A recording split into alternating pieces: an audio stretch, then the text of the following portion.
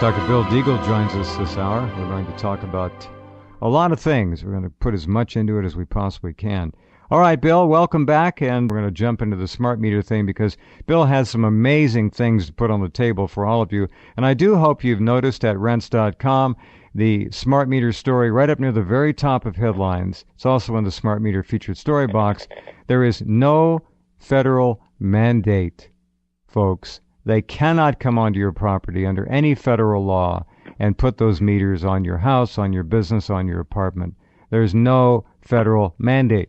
Marty Oakley has done all the research. She's put the laws and regulations up there. You can print them out, take them to your local utility, and say, stay off my property, keep your smart meters.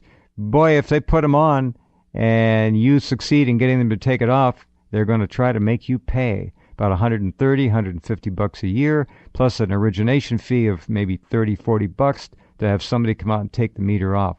It's outrageous. Go ahead, Bill. Hi. Hi. I became very aware of the smart meter thing just literally a short time ago, and hadn't realized that they had actually swapped out my meter and discovered that it was done without notification last November. Yeah, let's go right into smart meters. Can you hear that sound in the background? Yes. Hear that rattle? Let's explain to people what that is. Now, this is really, really something, folks. Pay attention. Go ahead, okay. Bill. The device I have is from Germany. It's a smog meter. It's the highest quality meter you can get.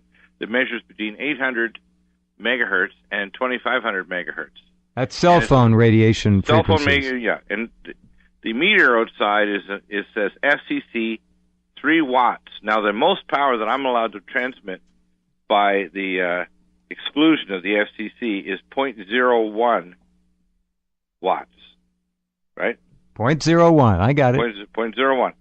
So they're allowed to transmit a 3 watt, and it's actually in the same frequency range.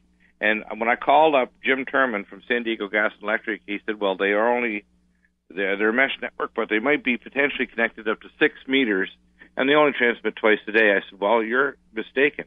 Twice a day, folks. That's what they told Dr. Bill Deagle. You can hear this rattling on in the background here. Can you hear that? Yep. It's going over limit, which means it's over 2,000 microwatts per square meter, and it's doing it every 6 to 8 seconds. Okay, that's not twice a day, ladies and gentlemen. Every 6 to 8 seconds, around the clock, Bill Deagle's 3-watt smart meter is emitting microwave radiation. On the other side of a wall, 10 feet from my desk where I broadcast. Now, I'm not just a little mad because I'm an expert on electromagnetic radiation. I had no idea they had put this thing here or advised me what was going on.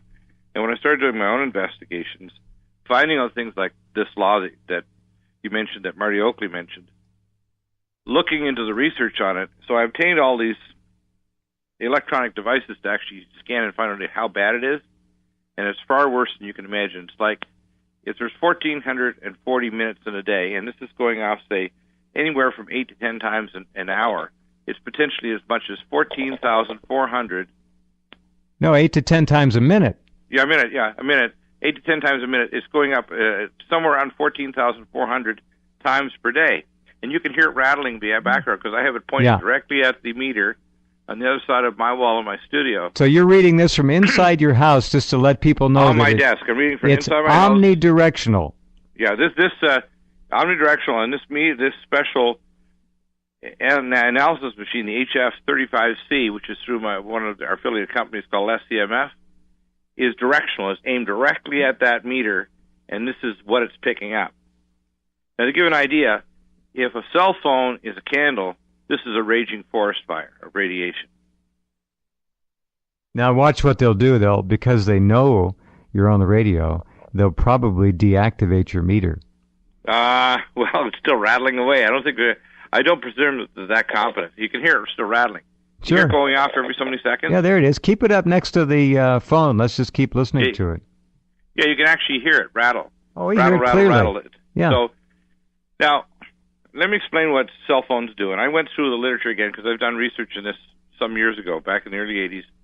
I was working with electromagnetics because they use the right kinds of wave fields in healthcare in Europe, all through Europe and Eastern Europe. And, in fact, in the early 80s, I had a machine from Holland when I was in practice in Calgary doing work trying to help people with chronic pain. And the right kinds of waveforms and low frequency can be helpful, just like, interferential therapy where you're trying to break up muscle spasms. Well, you're talking about Royal Rife and that's right, other that kind of things, thing. yeah. But when you get these kind of waveforms in this frequency range, what they do is they affect what's called calcium channels. And they basically, to explain, one of the major effects they do is they make channels open and dump calcium into your cell, which totally messes up. Hear that rattle again? Now, Sure do. It hits one, and what it means is over limit, which means, I don't know how it is, it's gone over the top of the limit on the peak energy for 2,000 microwatts per square meter. Okay? So what it does is opens up these calcium channels and dumps calcium into the cell. When it does that, the cell basically screams and says, what do we do next? And it actually jams up all kinds of enzyme pathways, can turn on genes for cancer, can cause you to have a heart attack or cardiac arrhythmia, can basically demineralize your cells. And people need to understand this. The most important thing in your cell is minerals. And that's why Dr. Carlo did research, one of the major researchers of the cell company, and turned on them, discovered that the number one protective against radiation is adequate intracellular minerals. When you get blasted with radiation, you start dumping your minerals. If you dump chromium and zinc, you turn diabetic. When you dump other minerals, you can't reproduce your cells, your stem cell population, your cells and your tissues start to deteriorate. You can develop accelerated aging, mental confusion, agitation, sleep disturbances, cardiac arrhythmias. I mean, you can go on the list is so long I could be here an hour. Okay? Now, I take a ton of vitamins, thank God, so I'm more resistant than I otherwise would be. But I can tell you that I need to take a lot of stuff to go to sleep at night, a lot more than I ever did since last November. And I now put all the pieces together, and I'm suing the California Public Utilities Commission, San Diego Gas and Electric, and I'm inviting others to join me because I'm going to make this a class action against these characters. So we're going to sue Edison Electric, PG&E, and being a member of the American Academy of Environmental Medicine, I have lots of contacts of the top environmental doctors in the world for electropollutions, electrosmog, and these kind of devices. Yeah. We're going to hammer these maniacs good. We're going to sue them for many, many millions, and we're going to set up a fund for all the people who have been injured. We estimate that 3 to 5% of the population are extremely electrosensitive. In these kind of situations, they'll be getting very ill. 25 to 30% under conditions become electrosensitized, and the rest of the population will take a little while before they get sick. Now this, again, just to recap, Bill discovered the meter not long ago. It says on the meter 3 watts. That's the output. The legal amount you can maximally transmit without an FCC license is 0.01 watts. 0.01. All right. Now this is 3 watts. This is a big burst. Now this is just the electric meter. If Bill had one for the water and the gas, he'd have maybe 9 watts. We don't know. If Bill lived next to an apartment building with 100 units at the big junction in the corner where all the meters are, there could be 100 times 3 or 100 times 1. There could be 100 watts minimum being beamed right through his home, right through his body, every cell in his body, his family's bodies, the works. Every time those meters activated, which is obviously more than twice a day. Now, what happens is this is not just because it's not just a radio transmitter. Because it's transmitting out in this radial fashion, it's also, by the very definition, going to transmit it into the wires of your house. So your entire house is an electrified cage. Yeah. And these frequencies are embedded there. Plus, all the homes around you are transmitting. And what they've done is they set these up as what's called a mesh network, which means it's not a direct connection to the cell phone or the return tower to Sempra Energy, San Diego Gas and Electric. And these can be connected to over 600 homes. And it's not just one of these. It could be what's called a super meter. I don't think I have one. Because we're in a more rural area in North County, San Diego, instead of giving me a 1-watt meter, without my permission, without advising me, they put a 3-watt transmitter there. You can hear it go off again, right? Oh, yeah. Yeah, now that kind of scratch, it's like a pecking sound.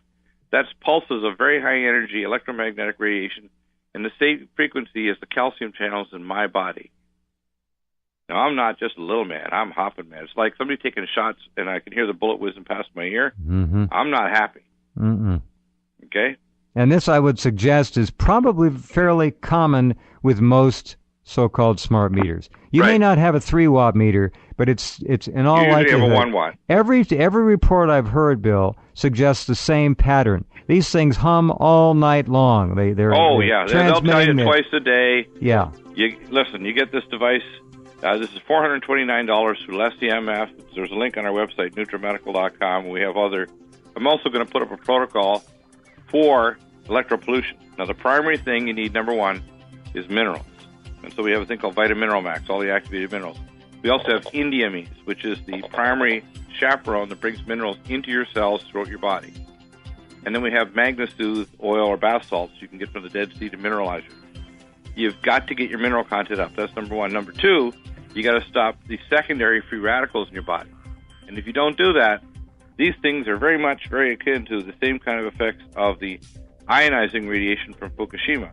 Both tritium, which is being generated in enormous amounts because now that these coriums are getting to the groundwater table, they're generating amazing amounts. And what they do is they interfere with the water bonds around all the active sites of all the enzymes of your body and the DNA that literally is wrapped around water molecules in the center of your cell. It's not held together by a covalent bond. It's a water bond called a van der Waals or hydrogen bond. That's all it is. It's two helixes wrapped around water.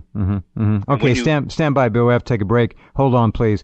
Back in a minute. You've been hearing the missions, there it is again, from Dr. Bill Deagle's Smart Meter. Remember, don't just think of them as transmitters.